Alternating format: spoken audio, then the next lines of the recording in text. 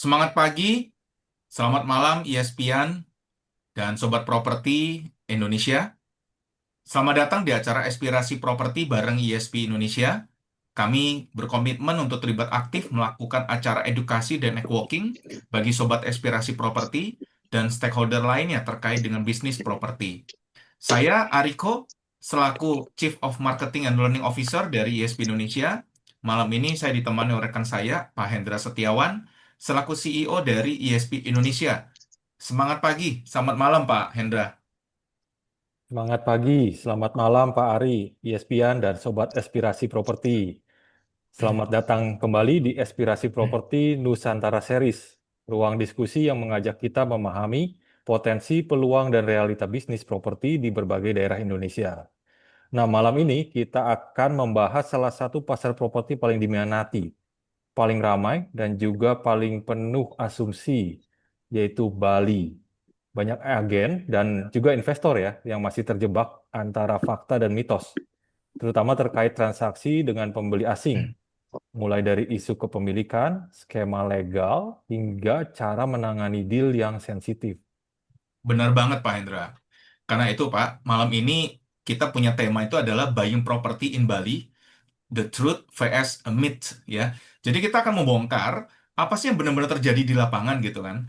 Jadi bukan hanya sekedar cerita atau asumsi belaka ya. Kita akan menggali insight yang jarang dibahas di ruang publik nih. Ya, pola transaksi yang nyata, jalur legal yang efektif, hingga tips menangani deal bernilai besar dengan pembeli asing atau expat ya. Hmm. Dan malam ini kita beruntung sekali nih Pak Hendra, karena sudah hadir bersama dengan kita ada Pak Michael Hikmah, selaku Ketua DPD Arebi Bali, sekaligus juga prinsipal dari Raiwet Kute, praktisi yang terlibat langsung dalam berbagai transaksi properti di Bali, baik dengan lokal maupun dengan internasional. Ya. Semangat pagi, Pak Michael. Selamat datang di Selamat acara pagi, Ekspresi Properti, Pak. selamat pagi semuanya. Pagi, Pak Michael. Semangat pagi Pak Michael, selamat malam. Terima kasih Pak Michael sudah hadir untuk acara kami malam ini. Di Bali Sama-sama Pak. sudah pukul 9 malam Pak ya. Iya, Bali udah 9.15 Pak. Wah, luar biasa nih Pak Michael dedikasinya. Terima kasih banyak sudah menjadi berkat bagi kami nih malam ini. Pak Michael, sebelum masuk ke pembahasan, boleh dong cerita sedikit Pak, apa yang membuat Pak Michael tertarik menekuni dunia broker, terutama broker properti ya Pak ya, hingga akhirnya dipercaya memimpin DPD Arebi Bali. Sebenarnya saya kan asli Jakarta. Sebelum di Bali, saya di Jakarta banyak bergerak di bidang industri. Saya pernah bikin pabrik palet di Serang, Pandeglang, pernah di travel juga gitu ya, pernah import barang juga, supplier pabrik. Nah, saat krisis itu kan parah itu ya, jadi banyak supplier yang bayarnya eh,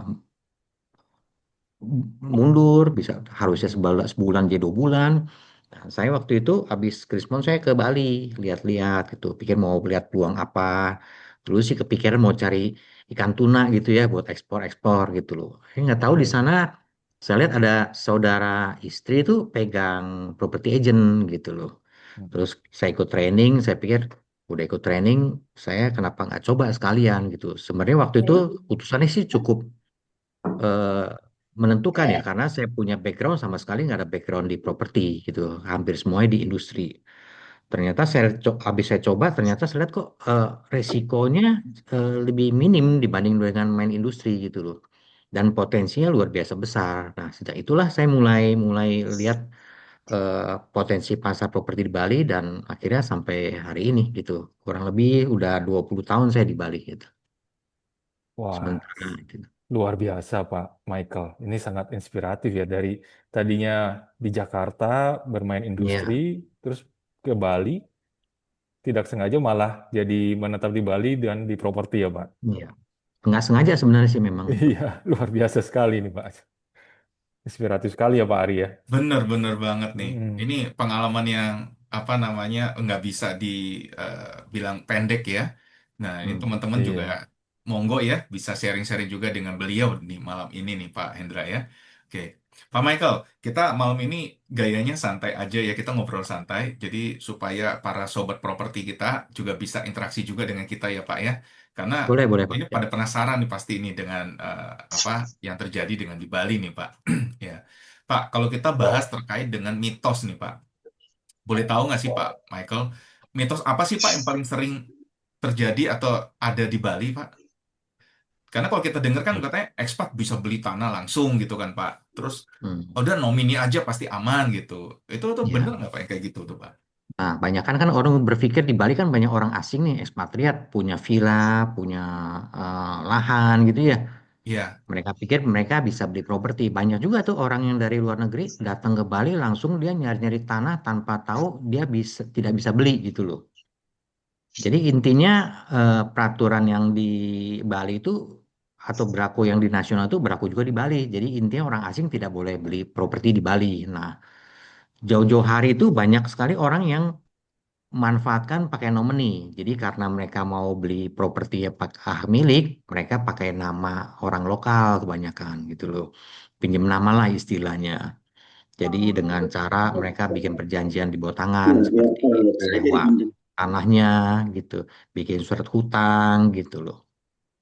Tapi makin ke belakang ini banyak orang lokal udah mulai pinter gitu loh ya. Jadi mereka kadang-kadang nggak mau taken kadang-kadang bisa juga mereka minta bagian yang nggak masuk akal gitu dari jual tanahnya kalau misal mau dia taken untuk penjualan dia minta 50-50 itu jadi belakangan ini banyak sekali dispute yang masuk pengadilan Oke. gitu ujung-ujungnya sih bulenya kalah sih gitu loh jadi intinya sih asing tuh tidak boleh beli properti di Bali untuk hak milik cuma dia bisa beli eh, hak pakai, tapi dengan catatan dia punya kitas.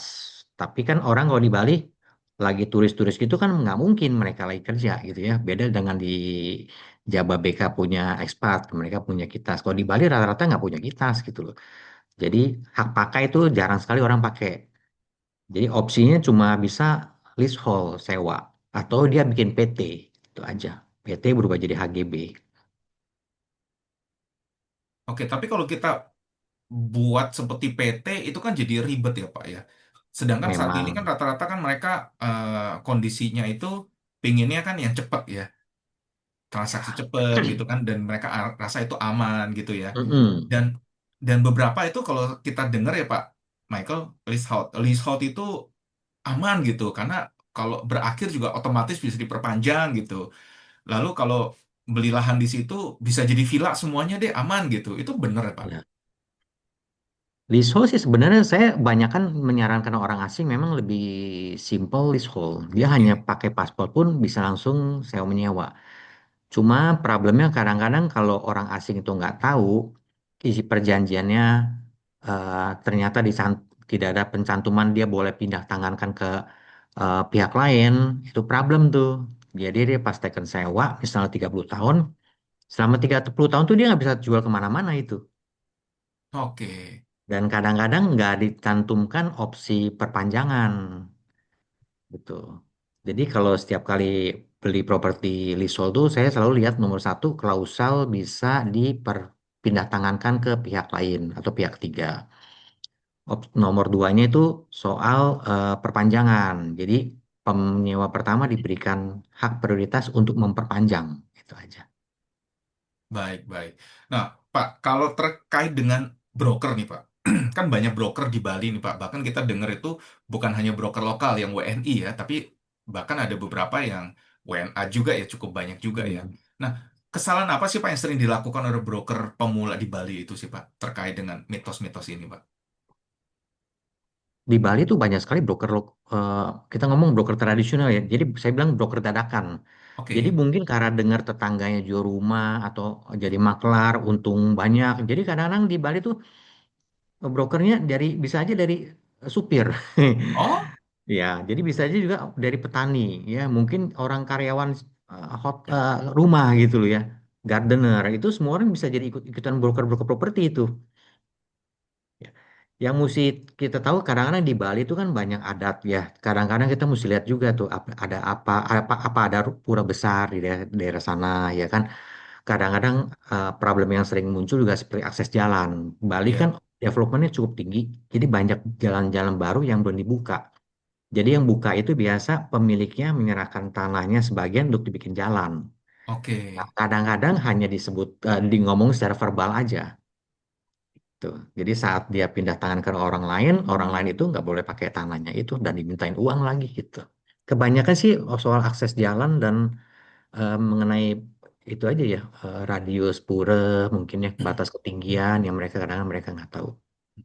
Oke, tapi kan dengan orang yang bertransaksi sebagai broker properti, padahal dia tidak mempunyai ilmunya atau pengalamannya, berarti kan bisa banyak dispute yang terjadi ya Pak ya. Bahkan mungkin Hmm, bisa jadi kasus hukum ya. Misalnya iya, kalau dia kasihnya yang dipasarkan ternyata tanah hijau, itu bener nggak bisa diurus gitu Pak biasanya, ya kan? Atau eh, apa namanya villa-villa yang sudah dibangun di situ, dia kan nggak tahu nih Pak surat menyurat, ya perizinan, terus dia asal jualin begitu saja, berarti dispute-nya akan tinggi sekali Pak. iya. Di Bali memang ada sedikit unik. Jadi kalau kita cari lahan, jangan berpikir sebelah kanan kirinya villa atau rumah itu pasti bisa dibangun. Oh ya? Ya, jadi kadang-kadang mungkin ada satu tanah diapit sama dua rumah, terus dia beli tanah itu, dia pikir asumsi bisa dibangun, ternyata tuh bisa aja jalur hijau. Oh gitu, Di jadi Bali, nggak Bali merata sering gitu seperti Pak ya? itu. Oke. Jadi kadang-kadang bukan satu area, kadang jalur hijau di Bali kadang bisa memanjang sedikit ujungnya seperti begitu. Kedua, di Hmm, daerah Tabanan ada beberapa villa yang memang jalur hijau, orang sana banyak yang suka jual ke investor. iya. Mereka bilang, bangun aja nggak apa-apa, nanti kita bikin minta dari desa adatnya untuk pengajuan, untuk diizinkan bangun, karena menggunakan staf-staf lokal. Jadi kebanyakan banyak yang terjebak seperti itu tuh. Bangun di jalur hijau tanpa izin IMB, dan marak di Tabanan. Nah, itu Hmm, juga resiko. Suatu saat kalau misalnya kena penertiban tuh, itu harus dibongkar. oke. Pak Michael, sebenarnya apa sih Pak yang dicari sama buyer akhir-akhir ini Pak kalau di Bali sih Pak? Hampir kebanyakan sih mereka beli untuk eh, rental, dia sewakan kembali. Ada Oke. beberapa yang buat tinggal, tapi banyak kan tinggal pun paling 3 bulan, sisanya 9 bulan dia dia sewakan kembali gitu loh. Bisa lewat Airbnb, bisa lewat Booking.com gitu ya. Bisa juga mereka undang property management company untuk manage atau mereka hire staff untuk sebagai manager gitu. Untuk sewa-sewa kan lebih banyak sih. Oke, Kalau jadi orang benar nih asing Pak. Mm-mm. beli lebih banyak buat tinggal. Oke, jadi benar nih Pak ya bahwa Bali itu sampai saat ini masih menarik ya untuk investasi jangka menengah ke panjang gitu Pak ya. Masih untuk Bali saya rasa yang kelebihannya tuh bagus untuk pasar rental. Jadi kadang-kadang di Bali punya rumah pun bukan villa ya, masih bisa disewa-sewakan gitu loh. Termasuk guest house, kos itu sangat lumayan tinggi permintaan di Bali. Karena belum jadi kos aja udah banyak yang book gitu loh. Oh, itu orang asing tuh Pak, bukan lokal yang book Pak. Oh, orang asing sih nggak boleh sebenarnya teorinya di Bali. Tapi ada beberapa guest house yang lumayan mahal, yang mungkin 1 bulan bisa belasan juta tuh mereka bisa book dari awal gitu. Oke, Pak boleh berbagi dengan kita nggak Pak? Kira-kira apa saja sih Pak kesalahan yang paling sering dialami WNA pada saat mereka pertama kali masuk ke pasar Bali nih Pak? Kebanyakan sih mereka salahnya saat waktu mereka beli. Kan mereka bingung nih, mau beli hak milik nggak bisa, ya, pakai nomini. Dan kebanyakan banyak tuh istilahnya orang asing punya pacar di Bali. Oh, Dia pakai nama lokal. pacarnya, ya. Oke. Lagi happy-happy sih mungkin nggak masalah ya, tapi udah 3 tahun, 4 tahun itu problem itu. Biasa di situ. Kedua, ada juga yang sewa menyewa tanah, bikin perjanjian cuma pakai kwitansi aja gitu ya. Terus ternyata pemilik tanahnya meninggal, anaknya tidak mengakui, itu kesian juga pernah datang ke kantor kami minta tolong. Ya kita nggak bisa apa-apa karena dia hanya terima uang, terima kwitansi aja gitu loh. Untuk Hmm. sewa tanah selama 25 tahun gitu loh. Berarti karena memang ketidaktahuan mereka terhadap regulasi di Bali atau di Indonesia juga begitu Ben- ya Pak ya? Benar, karena banyak kan mereka datang pun mereka pas datang ke Bali banyak sekali ditawar-tawarin sama orang-orang yang non agent untuk nunjukin tanah gitu, nunjukin rumah. Oke. Akibatnya mereka terjebak di situ dah. Padahal belum tentu agen tersebut agen yang kompeten ya Pak ya. Iya Mungkin benar, memang seperti yang tadi Bapak bilang ya, yang iya lokal-lokal benar. aja langsung gitu ya Pak ya. Oke, Pak, tadi menarik tuh Bapak bilang ada bisa pakai hak pakai, kemudian bisa juga pakai leasehold. Sebenarnya kapan sih Pak kita menggunakan hak pakai dan leasehold Pak? Dan kalau ketemu orang asing itu jelasin gimana Pak supaya mereka bisa paham gitu Pak? Ya, kalau kalau orang asing datang, saya biasa kasih opsi ya. Pertama, kalian hanya bisa beli itu paling gampang leasehold ya. Leasehold kalian nggak usah bayar pajak apa-apa, hanya bayar sewanya. Kalian bisa punya properti, beli lahan, terus dia Oke. bangun, biasa gitu. Karena saya lihat biasanya orang bule tuh kalau beli properti nggak mungkin lebih dari 7 tahun, 10 tahun dah, nggak mungkin sampai 20 tahun. 7 tahun pasti mereka jual. Itu opsi pertama. Opsi kedua, saya kalau misalnya mereka ada dapat sponsor dari perusahaan yang mungkin mereka kenal, mereka bisa dapat kitas, ya mereka bisa beli hak pakai. Ya, itu opsi kedua. Opsi ketiga, kadang-kadang kalau misalnya mereka mau beli properti yang cukup banyak, saya rekomendasikan mereka untuk bikin PT PMA. Oh, Kalau misalnya dia beli properti mungkin sampai 3 4 atau dia beli resort, kita sarankan mereka uh, bikin PT sendiri, gitu. Karena modal minimumnya 10 miliar itu.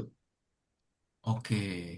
Dan itu memang memungkinkan ya Pak ya di Bali ya, maksudnya Memungkinkan, regulasinya ya. Cuma memungkinkan saya dan bilang mudah ya. konsekuensinya kalau PT itu mereka ada kewajiban untuk lapor SPT, Iya. ya kan, membuat BPJS untuk dia punya karyawan gitu loh. Mm, mm, mm, mm. Oke, tapi kalau leasehold itu bukan hak tanah kan Pak? Leasehold itu kan perjanjian sewa menyewa kontrak aja Pak ya? Persis itu ya, benar itu. Jadi dia nggak pegang sertifikat, hanya perjanjian sewa menyewa aja seperti kita sewa menyewa rumah. Cuma jangkanya panjang, biasanya 25 Oke. sampai 30 tahun. Nah, kadang-kadang teman-teman mesti hati-hati nih di Bali, kadang-kadang kan ditawarin, wah villanya murah. Ya, sertifikatnya apa? HGB. Ternyata HGB-nya itu di atas tanah sewa. Mungkin dia sewanya selama 35 tahun. Iya. Terus dia bangun villa itu 2 tahun. Ya, dia bisa ngajukan HGB itu ke BPN. Selama dia udah bayar lunas perjanjian sewanya. Jadi tanah HGB itu berdiri di atas tanah sewa. Jadi kalau misalnya tanah sewanya itu tidak diperpanjang, otomatis HGB-nya juga berakhir. Yang banyak tuh apartemen. Di Bali banyak apartemen, status HGB-nya di atas tanah sewa. Oh, Nah, itu biasa murah itu. ini menarik ya. Jadi Ya, HGB bisa di atas tanah sewa, bukan kebalikannya, benar. Pak ya. Benar itu dah. Jadi Cuma kadang-kadang ada, ada teman-teman bilang, Pak, saya kok dapat villa, dapat apartemen di Seminyak murah ya 1 M ya. Kok buat saya kok nggak masuk akal ya. Coba itu statusnya apa? HGB. HGB coba tanyain ke developernya status tanahnya apa. Dia tanya benar ternyata tanah sewa gitu. Oke. Ini benar-benar harus hati-hati ya Pak Ari ya. Kita Ya, baru dengar kelihatan nih ya menarik seperti ini. memang. Mm-mm. Tapi banyak banyak jebakan kadang-kadang di situ. Iya, Iya, iya. iya. Jadi mirip-mirip seperti yang biasa di apa Jakarta ya Pak ya, kayak Kemayoran. Mereka ada HGB tapi di atas HPL HPL. kan? Ya, di Mm-mm. Bali HPL ada beberapa tapi nggak banyak. Tapi kan tuh lebih resmi. Iya, Maksudnya dengan Pemda ya, dengan instansi. Kalau tanah sewa di Bali kan dengan individu gitu loh. iya, iya. Tapi ini unik banget nih Pak Hendra ya. Iya. Kita kalau yang awam itu bisa kejebak ya Pak ya, karena dengernya HGB ngerasain udah aman, ternyata alas haknya yang kita harus dicek lebih Ya, detail ya. dan beberapa Iya. bisa dianggunkan ke bank karena HGB itu kan 30 tahun kan. Iya, iya, iya. Kalau dia Jadi pinjemnya serasa 10 aja. tahun, makanya kadang-kadang keluar pinjaman dari bank. Oke, Oke. iya, iya. Nah, Dan itu aturan, memang itu Pak ya, legal ya, bahwa BPN tuh bisa Legal itu mengeluarkan legal bisa. HGB di atas tanah sewa ya. Iya, selama dia udah bayar hak sewanya ya, ya dibangun dari TV lah. Hmm, oke, oke. oke. Berarti unik sekali ya di situ ya. Tapi ada batasan nggak, Pak Michael, untuk WNA ini? Apakah karena dia konsepnya sudah leasehold atau sewa tersebut, jadi dia jadi bebas gitu, Pak? Atas batasan tanah, keperuntukan yang dia mau bangun apa, begitu? Kan kalau leasehold kan perjanjian dua pihak antara pemilik Iya. tanah dan penyewa, nggak Hmm, melibatkan BPN. oke. Dan itu dia mereka berhak untuk bangun ya. Maksudnya ada masuk ke poin Bangun, perjanjian tersebut juga ya. boleh. Biasa kan pemilik menyetujui dia sewa tanah itu untuk membangun villa. Nah, kadang-kadang orang bule itu habis sewa tanah, dia bangun villa, dia jual kembali gitu loh. Oh, Makanya yang kadang-kadang dijual hak villa, sewanya, ya termasuk kadang-kadang bangunannya. villa leasehold itu cantik-cantik karena memang desainnya desain orang-orang bule punya itu. Oh, oke. Menarik ya. Ya, Dan ini terjadi juga dengan uh, kalau apartemen bagaimana, Pak? Di sana, Pak? Apakah ada yang apartemen dari tanah leasehold gitu juga, Pak? Karena ada beberapa kan kalau kita dengar kan mereka tawarkan ke customer-customer ya. Itu kan ada yang pakai leasehold juga ya, Pak ya, dan mereka ada, menurut mereka aman ada. gitu, Pak. Eh, jadi pemilik hotel itu pasti awalnya dia sewa tanah ke tuan tanah, landlord. Sewa mungkin 35 tahun, dia bangun mungkin 3 tahun jadi. Nah, setiap unitnya dia sewa-sewakan gitu loh. Lantai 104 disewakan, 105 disewakan, 205 disewakan gitu loh. Oke. Jadi prinsipnya sebenarnya mereka itu making money ya di sini ya. Jadi biasanya yang leasehold itu pasti kondisi propertinya di lokasi yang strategis, harga tanahnya udah mahal. Jadi mereka bikin opsi daripada dia jual tanah yang di tempat-tempat yang strategis dia sewakan gitu loh. Mm-mm. Jadi jarang sekali tanah leasehold tuh di ujung-ujung kayak di Kelungkung itu jarang itu. Biasa kalau tanah leasehold tuh Canggu, Seminyak, Pecatu itu banyak gitu. Jadi memang diperuntukkan untuk disewakan, dikomersialkan gitu. Nggak harus rugi sih. Misalnya kita sewa 30 tahun, misalnya 3 miliar. Bukan berarti dalam waktu 10 tahun sisa 2 miliar leaseholdnya. Nanti dia mau jual kembali, mungkin juga bisa jadi 4 miliar. Kenapa? Kan harga tanah sendiri udah naik. Harga sewa tanah pun pasti naik juga. Oke. Tapi kan hak penggunaannya makin pendek kan, Pak. Itu Ya pendek. Tapi ah harga sewanya kan juga makin tinggi. Setiap tahun kan kadang bisa naik kan. Makin oh langka properti. Karena di Bali kan properti nggak bisa tinggi. Maksimal 15 meter. iya iya Minjam atau yang tanah makin lama makin sulit. ya ibaratnya itu pernah dengar itu setinggi pohon kelapa katanya di situ ya, Pak ya. Ya, pokoknya 15 meter aja gitu loh. Oke, oke. Nah, Pak, ada nggak, Pak, kesalahan-kesalahan zonasi yang paling fatal yang sering terjadi sih, Pak, dengan kasus-kasus kayak gini, Pak? Karena kan dengan begini kan mereka biasanya kan cuma asal sewa aja gitu kan, Pak. Apakah mereka mengikuti zonasi yang sudah disiapkan? Kadang mereka udah tahu zonasinya seperti itu, mereka tetap bangun. Kenapa? Karena selama ini belum ada penindakan gitu loh. Sering begitu. Jadi kadang mereka, Oh, ih sebelah-sebelahnya bangun villa nih, disewa-sewakan nih, dia ikut-ikut lagi tuh bangun tuh. Nah, belakang ini jangan coba-coba ada sekarang agak ketat di Bali. Banyak sekali penindakan di lapangan gitu loh. Kalau nggak ada IMB, benar-benar di segel gitu loh, di warning. Kalau sebelumnya agak longgar, ke belakang ini agak agak agak ketat sih. Jadi kalau beli properti di Bali pastikan tuh zoningnya sesuai dan IMB-nya bisa keluar, PBG-nya bisa keluar. oke. Jadi sebenarnya sebagian besar kasus itu mereka sebenarnya sadar zonasi, tapi memang mereka sengaja Karena lihat di meninggalkan. kanan kirinya bangun gitu ya, dia Ah, ikut-ikutan tuh gitu. Selama ini nggak ada penindakan. Tahun ini lumayan banyak nih penindakan nih sejak oh heboh iya. Project Ubud Uluwatu. Ah. Oh, itu berdampak, Pak ya, dengan regulasi di Dampak, situ juga jadinya. ya dampak, berdampak juga. Oke, Pak, menarik nih, Pak. Kalau boleh sharing sama kita nih, Pak, kira-kira lahan-lahan apa saja sih, Pak, yang kita perlu warning gitu ya, Pak ya, bahwa ini nggak bisa dibangun di Bali gitu loh. Kan tadi Bapak cerita tuh misalnya, oh yang ada tengah-tengah segala macam itu kan terkait zonasi, Pak. Tapi Bapak tadi sempat bilang katanya ada yang terkait dengan tanah adat atau pura besar. Itu Ya gimana kalau penerapannya tanah tuh, Pak? Kalau tanah adat sih udah pasti nggak bisa diperjualbelikan. Kadang-kadang kita bisa sewa, sewa ke mereka gitu loh. Kadang-kadang ada villa yang mungkin depan tanahnya itu ada tanah adat, mereka sewa supaya tujuan apa? Supaya mereka nggak bangun gitu loh. Kalau dibangun rumah kan ketutup gitu.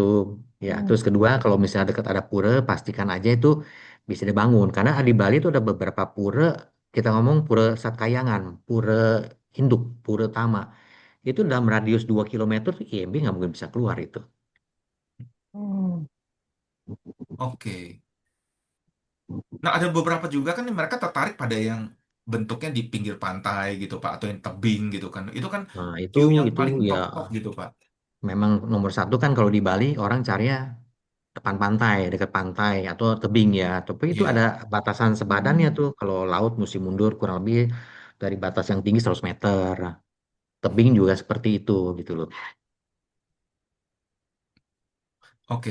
Tapi untuk transaksi di Bali, Pak, itu kan kalau di Indonesia kan kita menganutnya kan apa hukumnya seperti hukum di Belanda ya, Pak, ya. Kita menggunakan notaris ya, Pak ya. Tapi kalau orang-orang asing kan mereka kan nggak kenal itu Pak, notaris Nah, Pak. itu problemnya. Kita di Bali tuh kadang-kadang capek juga. Pembeli kita datang, terus dia kontak lawyer, urusan simple jadi ribet. Oh, Segala hal dikorek-korek, segala hal di due diligence gitu. Jadi kadang-kadang hal yang buat kita mungkin tidak masalah, buat mereka masalah gitu loh. Jadi biasanya kalau pembeli kita dari orang asing tuh dia nunjuk lawyer, apalagi lawyer yang tidak mengerti properti ya, itu iya. sih kemungkinan besar pasti nggak jadi beli dah. Itu kebanyakan sih. Jadi kadang kita bilang kalau di Indonesia itu kebanyakan orang mempercayakan ke notaris untuk mempelajari dia punya dokumen-dokumennya gitu loh. Mm-mm. Untuk transaksinya juga kan di notaris dan PPAT kan Pak Ya, ya. notaris dan PPAT. Mm-mm. Memang ada nggak ada salahnya juga sih kalau dengan lawyer itu kadang-kadang memang kan melihatnya terlalu detail ya. Dia istilahnya kalau bisa zero resiko lah. Tapi dengan adanya zero resiko kan jadi bisa nggak jadi itu biasanya tuh. I see. Nah, kalau terhadap hal seperti itu, Pak, berarti kan ada kesalahan-kesalahan komunikasi gitu ya, Pak. Ya. Itu apa yang harus kita lakukan, Pak, sebagai agent terhadap para buyer ini, Pak, terutama dari expert nih, Pak, Dalam soal apa itu ya? untuk Soal menyampaikan gitu, Pak, kondisinya. Karena kan kadang-kadang kan mereka beda hukum dan regulasi ya, Pak, ya. Nah, apakah agen-agen kita itu sudah paham untuk menyampaikannya ke mereka gitu, Pak, menjelaskan bahwa ini kalau di akan kantor saya bisa sih, saya nomor satu saya ajarin mereka mengenai Hmm, legalnya gitu. Jadi sebelum mereka tanya properti, kita tanya dulu, kamu tahu nggak kalau kamu tuh nggak bisa pakai nama kamu gitu loh, ya. ya. Kadang mereka, oh masa nggak bisa pakai nama saya? Baru kita jelasin gitu. Kalau bisa dibilang, oh saya ngerti, ya saya kasih opsi deh, opsinya satu, dua, tiga gitu loh. Terus mau tujuan untuk apa? Jadi kita carikan sesuai dengan zonasi yang kira-kira pas begitu loh. Oke. Nah, kalau yang di Bali, Pak, kan kalau kita dengar kan banyak sekali terjadi deal-deal yang nilainya cukup wow gitu ya, Pak ya. Mm-mm. Kira-kira tuh apa yang harus dilakukan agensi, Pak, kalau boleh sharing-sharing dengan kita, Pak, untuk bisa mendapatkan transaksi seperti itu, Pak? Karena kan banyak di antara kita nih transaksinya masih yang lokal nih, Pak. Nah, transaksi sama yang ekspat ini kan satu seni ya, Pak ya. Sebenarnya transaksi yang besar bukan sama ekspat, sama orang lokal lebih gede. Oh ya? Iya, orang kalau yang beli sampai 100 miliar, 200 miliar orang lokal. Oh, Orang-orang ekspat paling beli sampai 20 miliar, 30 miliar, 40 miliar paling. Kalau lokal kan bisa 100, 200, 300 itu. Yang beli hotel juga orang lokal, nggak ada orang asing. Orang asing belakang ini banyak dari Rusia memang. Dia beli tanah cukup besar ya. Mereka memang eh, sangat besar sekali sih mereka kayak di Ubud, di Parki, ya di Uluwatu juga itu bisa hampir 1 triliun tuh mereka nyemplungin uangnya aja gitu loh. Cuma mereka memang belakangan ini agak sedikit ngerem karena sebelumnya mereka kan promosiin ke Rusia gitu ya, ke iya. orang-orang Dubai gitu loh. Kita nggak bisa monitor tuh. Belakang ini mereka agak berkurang sih. Oh, kurangnya kenapa, Pak? Apakah mulai ada Karena sering pemantauan banyak dari... penindakan tuh. Jadi mereka Oke. kadang sering datengin polisi, dicek dia punya PBG-nya, AMDAL-nya, direktur dicek dia punya izin-izin ini keimigrasiannya.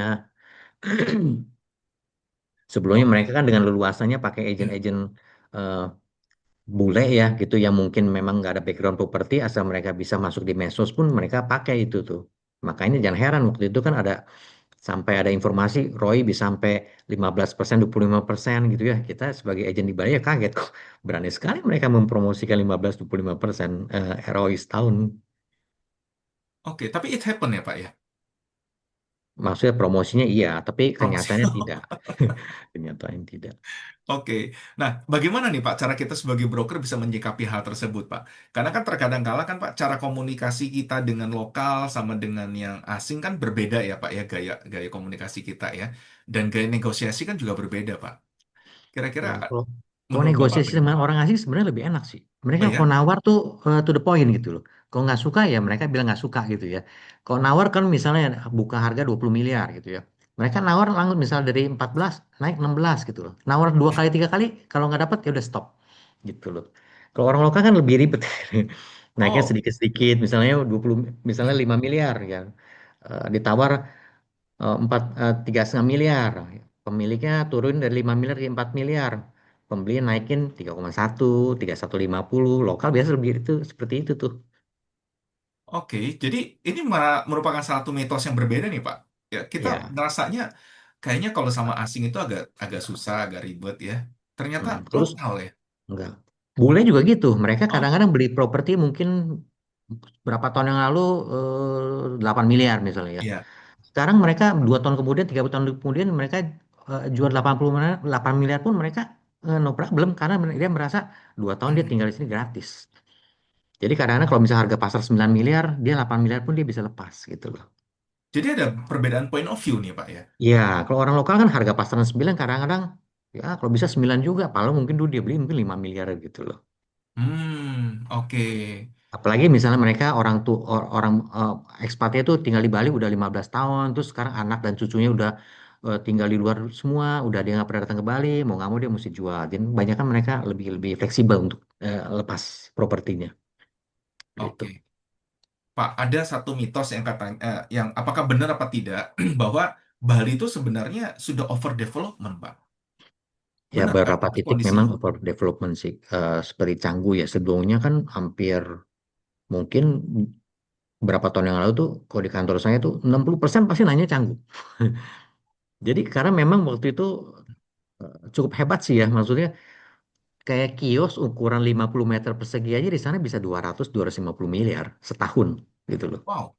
Ya, lumayan tinggi. Dan mereka waktu itu orang bule kan lumayan karena eh, supply-nya sedikit, mereka berani beli properti dengan nilai tinggi gitu loh. Tapi sekarang eh, udah nggak menarik lagi karena udah hampir semuanya udah mulai ikut-ikutan bangun kan. Hmm. Supply-nya banyak, demand-nya turun gitu loh. Jadi sekarang kalau yang punya properti di Canggu harus dia adjust harganya sekarang. Nggak bisa expect seperti sebelum-sebelumnya. Oke. Ada yang bisa dilakukan oleh kita, Pak, sebagai broker gitu. Maksudnya kita bisa Ya, kasih dia alternatif gitu, opsi ya. supaya nggak ngumpul Kadang-kadang semua dari di Canggu Canggu gitu. terus pindahnya ke Bingin. Bingin juga waktu itu happening sekali tuh. Oh, oh. Barang sebentar aja habis, barang sebentar habis. Sekarang udah mulai mahal juga tuh di Bingin tuh. Udah nggak menarik lagi.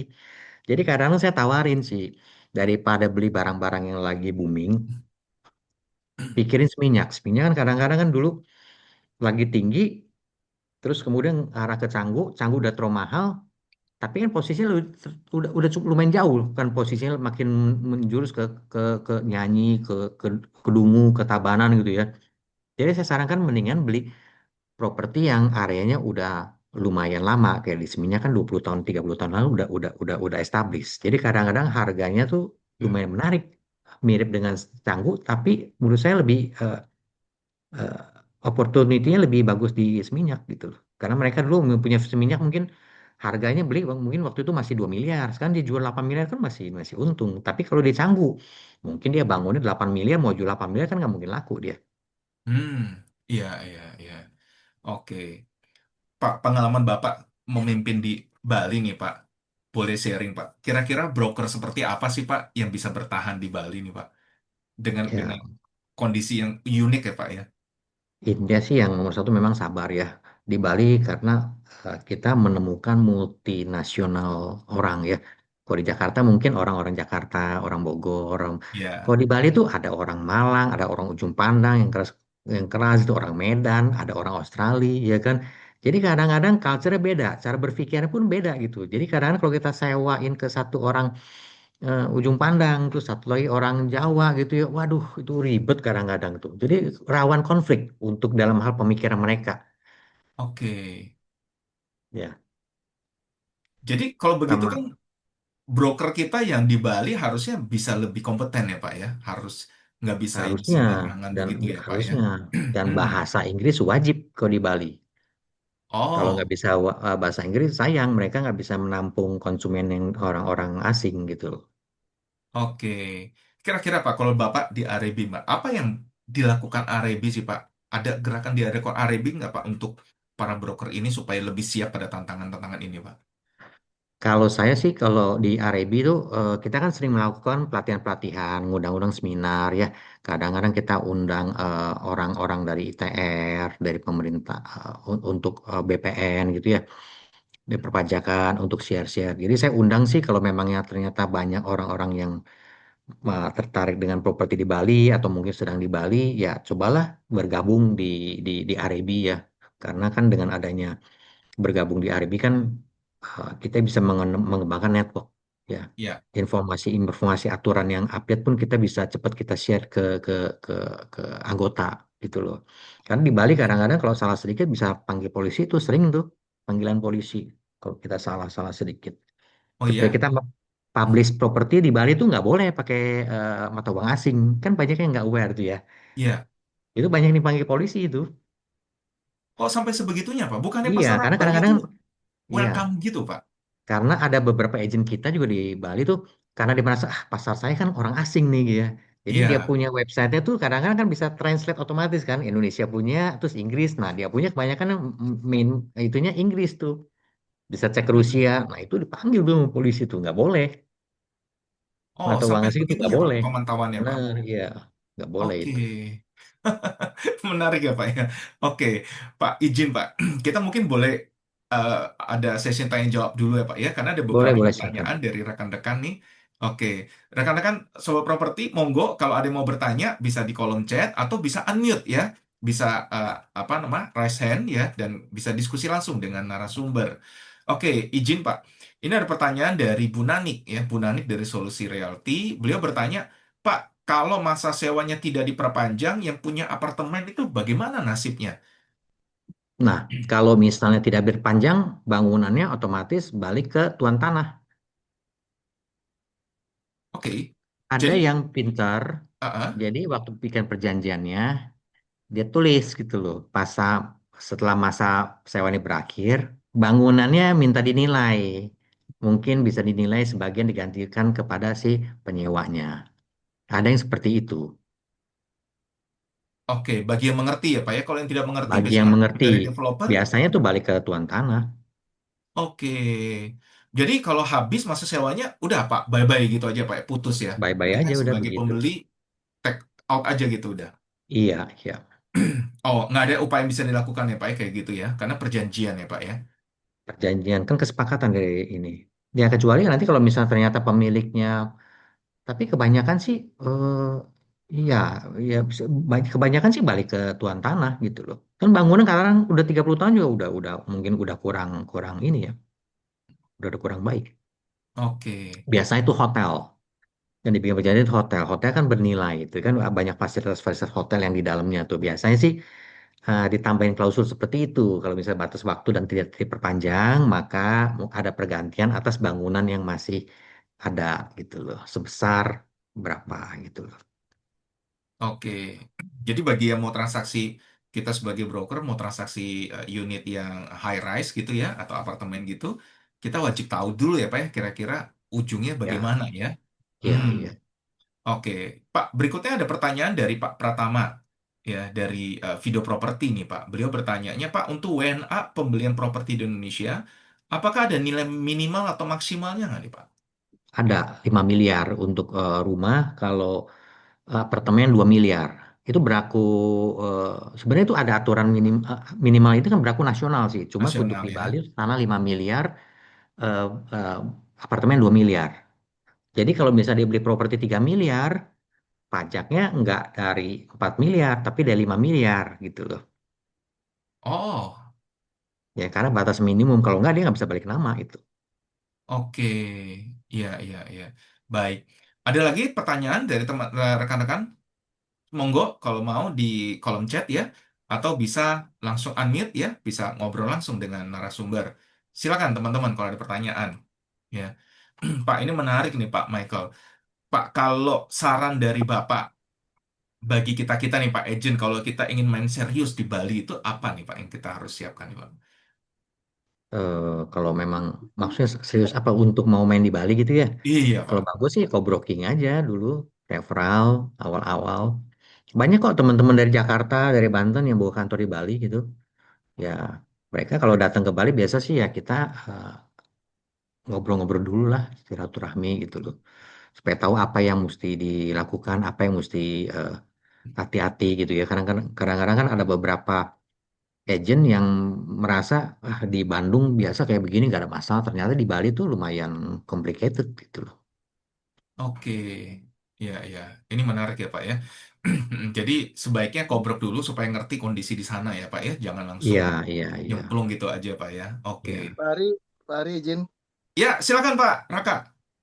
Pak Om Michael, terima Swastiastu, kasih. Pak Raka.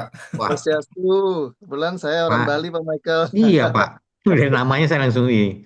Iya, kebetulan medsos saya kan grup-grup kebanyakan isinya Bali ya Pak ya. Ya, Di jaringan saya di Bali banyak sekali. Nah sekarang kan trennya eh, eh, banyak sekali isu tentang lingkungan di Bali kan Pak. benar. Otomatis sorotan terhadap properti-properti yang kira-kira tanda kutip agak menyalahi eh, aturan pada umumnya itu kan lagi trending lagi Ya, hot-hotnya viral. kan Pak. Lagi Mm-mm. viral banget kan yang di sungai, yang di danau, Benar, yang di benar. pantai kan begitu ya. Nah, artinya rambu-rambunya barangkali Pak Michael bisa kasih kasih nasihat pada kita seperti apa baiknya gitu loh Pak. Nomor satu Terima kasih. dari utama sih zonasi dulu Pak. Sekarang banyak yang tumbang tindih tuh kayak apartemen kan sebenarnya di zona kuning itu kan tidak boleh dikomersialkan gitu loh ya. Tapi kendalanya di Bali ini Pak udah terlalu develop, udah cukup lama Pak. Jadi kita hanya bisa bicara kalau mereka belum bangun. Kalau udah bangun kan kita ngomong seperti apa juga sih Pak ya. Karena kita di Bali kadang kaget Pak. Lahan yang dari mungkin 2 tahun yang lalu nggak ada apa-apa masih sawah, 2 tahun kemudian udah penuh sekali itu Pak. Gitu loh. Jadi nomor satu sih saya penting zonasi dulu biasanya Pak. Zonasi dulu, terus saya tanya mereka mau bangun apa, kita masuk gak di zona itu gitu loh Pak. Jadi biasa kita cek ITR-nya dulu. Cek ITR-nya dulu kalau memang bisa, baru kita tawarkan ke klien gitu. Hmm, oke. Untuk project-project juga gitu Pak. Dulu kan kebanyakan kita terima project, oke terima aja dah gitu ya. Kalau sekarang kita nomor satu bilang, Pak, Bapak mesti udah punya PBG dulu. Kalau enggak kita nggak berani pasarin gitu loh. Karena ada Oh, teman kita tuh pegang eksklusif satu project di Umalas tuh dipanggil Polda juga, ditanya itu tuh, kamu masalah ini, kamu tahu nggak projectnya ini udah ada IMB tuh belum gitu. Aduh, gitu. oh. Padahal baru memasarkan, tapi sudah Iya, langsung. iya, udah mulai pembangunan memang, tapi belum jadi itu dipanggil juga itu, ditanya gitu. Jadi sekarang cukup ketat. Memang efeknya jadi orang-orang jadi agak sedikit hati-hati, jadi takut juga gitu loh. Oke. Pak, pengertiannya hati-hati atau lebih takut ini, apakah ada keterkaitannya dengan update regulasi yang baru terbit ini, Pak? PP 28 tahun 2025 atau Permendak 33 tahun 2025 ini, Pak? Oh, saya rasa sih itu dua hal yang berbeda ya. Kalau Permendak itu Oke, kan urusan aktivitas ya. Kalau ya. mengenai zonasi segala macam memang jujur aja di belakang selama ini kan memang nggak belum banyak yang tipin gitu. Kayak contohnya dah Villa Airbnb. Kalau kita cek tuh mungkin Villa Airbnb yang bayar pajak tuh mungkin cuma 10% kali, 90% nggak bayar pajak tuh. Oke. Ya kan? Memang dulu setahu saya ada kendala juga kalau pas kadisminya dulu pernah disidak tuh. Pas disidak itu waduh heboh gitu loh. Oke. Terus Tapi sesudah itu, udah mulai sadar sih sekarang memang mereka harus ikutin aturan. Jadi sebenarnya tuh Bali tetap menguntungkan kok. Masih ada prospek. Ya yang penting kita aturan kita ikutin aja gitu loh. hmm, oke. Nah, menurut Pak Michael saat ini, Pak, masa depan bisnis broker properti di Bali itu bagaimana nih, Pak? Properti Bali masih masih saya sih masih optimis ya. Masih Jadi, optimis ya. untuk broker masih oke ya, Pak ya? Optimis ya karena memang turis kita kan banyak, turis tetap kita butuh tempat untuk tinggal. Dan Bali sekarang kalau saya lihat sih bukan lagi seperti sekedar kota wisata ya, jadi udah seperti kota hub gitu ya. Jadi kalau ke Indonesia Timur tuh banyak yang orang buka kantor-kantor warehouse besar pun di Bali. Dan kebutuhan orang yang eh, perlu tempat tinggal juga lumayan tinggi kan banyak yang mungkin buka kantor di situ kirim tenaga karyawannya ke Bali perlu tempat tinggal perlu kos malah sekarang kayak Denpasar itu mulai mulai menarik tuh malah Oh, yang nyari lebih banyak daripada orang nyari-nyari daerah turis karena selama ini kan orang kita dengar kalau di Bali selalu bangunnya villa yang iya. rumahnya malah sedikit gitu. Jadi sekarang ada beberapa orang-orang Bali sendiri mulai melihat potensi itu dia develop rumah-rumah yang mungkin 2 miliaran itu lumayan sukses tuh. Oke. Dan untuk Lumayan sukses. pembangunannya, Pak, selama ini kan kita taunya kan Bali itu pusatnya itu di selatan tuh Pak. Istilahnya kalau dalam bentuk Pulau Bari tuh leher ke bawahnya tuh Pak yang biasanya rame ya Pak ya. Yang Ya bagian memang, yang memang. besarnya Ya, kan kurang ya. ya itu Itu kan bagaimana tuh Bali perkembangan sekarang tuh Pak? kalau ya dulu kan Canggu ya, Canggu terakhir ke Bingin gitu ya. Sekarang sih ya memang kita mesti lihat daerah-daerah sekitar Binginnya itu tuh. Jadi kalau ada beberapa lokasi sih memang kalau bisa Bali kan banyak juga yang jalan yang belum sebelum dibuka kan dibuka. Itu lumayan lumayan mulai ada potensi juga sih, berpotensi Oke. juga. Pak, ada pertanyaan dari Jojo nih Pak. Jojo bertanya, untuk di Bali lebih banyak peminatnya itu di primary atau secondary Pak? Secondary Pak, Oh ya, langsung oke. secondary. Di Wah, Bali ini soalnya gini ya, jawabannya hampir langsung. semuanya developernya kecil-kecil. Mungkin punya tanah 2.000 3.000 dia bikin komplek gitu ya, komplek rumah kayak komplek villa gitu. Dan problemnya kadang-kadang kan kita nggak tahu track recordnya. Sebelumnya mungkin bisnis bisnis F&B, terus dibikin project gitu loh. Jadi Oh, kebanyakan sih, tapi bagusnya Bali ya. Saya lihat tuh berbeda sama Thailand atau tempat lain. Kadang-kadang iya. harga tuh ditentukan oleh developer. Kalau di Bali lebih seperti supply and demand gitu loh. Oke, jadi benar-benar realita dari pasar ya Pak ya? Benar ya. Jadi kalau misalnya harga termahal, mereka akan koreksi sendiri sih. Oke, Pak, ada pertanyaan lagi dari Hindafit nih Pak. Beliau bertanya, apabila ada investor nih yang tertarik untuk investasi di Bali nih Pak, mana yang lebih baik ditawarkan antara investasi dibeli saat pembangunan lalu dijual lagi atau lebih baik disewakan saja? Kalau baru beli project sih sebaiknya nggak bisa dijual. Itu harga kan lagi tinggi. Ya kan Oh, saran saya sih coba daerah mungkin Kerobokan ya. Harga yang maksudnya itu sebelum Canggu kan Kerobokan, Seminyak kan lumayan develop. Jadi daerah lama tapi eh, occupancy masih bagus ya. Harganya pun masih bisa di bawah Canggu. Jadi kadang-kadang kita sewakannya tuh lebih lebih lebih lebih mudah gitu. oke, jadi sarannya itu untuk investor yang jangka panjang ya Pak, paling tidak ya, jangan yang eh, apa Oh, kalau yang spekulan jangka beli panjang terus nanti ya dijual berarti dia gitu ya. berharapkan capital gain ya. Iya, jadi Ya, sambil menunggu itu bisa disewakan ya Pak ya, supaya lebih produktif ya. ya, tapi kalau mau disewakan sih bagusnya jangan jauh-jauh ya. Oke, Jangan terlalu jauh-jauh gitu. baik, baik. Selamat kembali Pak Raka. Wah, tadi kayaknya sempat putus nih Pak Raka. Ya, terlempar saya tadi. Aduh, Waduh. balik lagi. Oke, Malah. tadi penjelasan dari Pak Michael paling penting itu zonasi nih Pak. Nah, tadi Donasi Pak. Donasi ya. Ya, ya, ya. Jadi kalau di Pak, Bali biasanya kita tanya Pak pembelinya mau apa, mau bangun apa. Kita cek dulu zonasinya Pak, cek ITR-nya dan ukur ulang Pak. Biasanya dari situ tuh. Ukur Di ulang. Bali banyak ya ukur ulang, Oke. ukur ulang. Dan itu Dan di sih Bali Pak, legalitas apa namanya under name itu gimana Pak? Kan sering kali itu, misalnya si A punya tapi mengatasnamakan si B gitu loh. Terutama dua orang puluh tahun lokal yang kan. lalu waktu saya datang ke Bali Pak, 20 tahun yang lalu Hmm. tuh nomini banyak. Ya, Orang Bali namanya. dulu waktu datang ke Bali, waktu dipinjam namanya, si bule bilang datang ke notaris.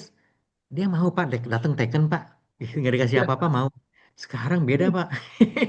Mereka pintu Ah, udah ngerti, nggak mau mereka gitu loh, minta bagian gitu loh.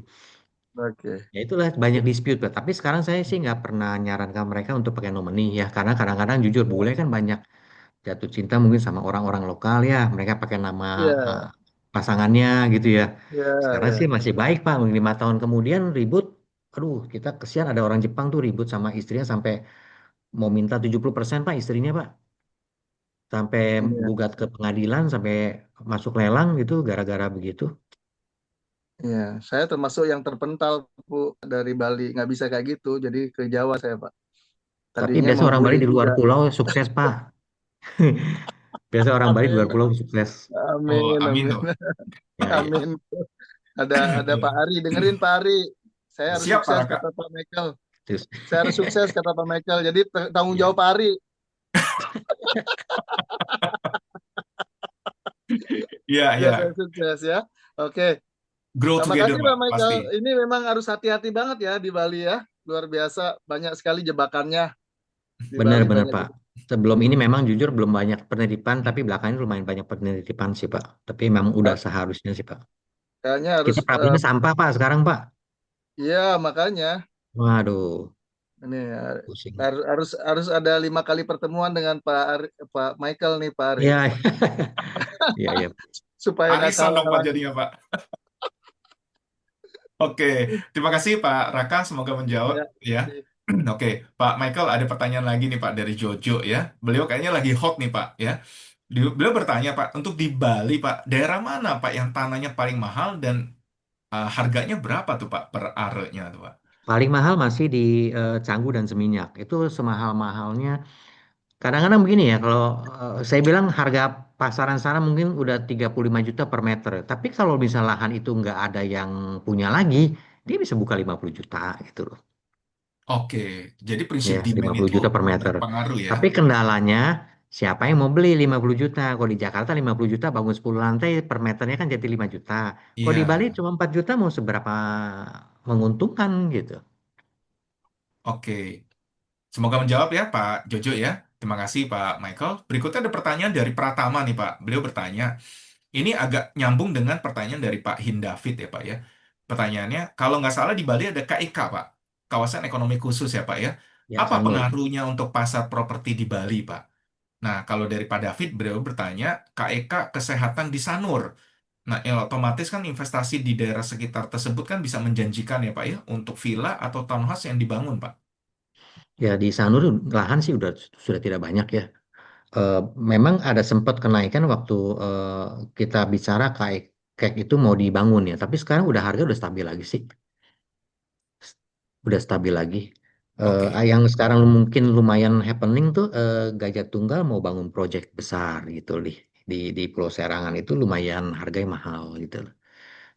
Starting dari 25 miliar itu startingnya. Ya rumah kalau Pak saya lihat berarti sih ya. ya dengan adanya project-project premium itu otomatis bisa mengangkat harga juga sih karena memang jadi istilahnya harga yang sebelumnya cukup mahal sekarang jadi lebih murah gitu aja. Oke, karena ada pembandingan baru juga ya Pak Ada ya. pembandingan baru ya. Baik, baik. Oke, ini seru banget ya teman-teman ya. Oke, jika tidak apakah masih ada pertanyaan lagi? Silakan teman-teman kalau masih mau bertanya.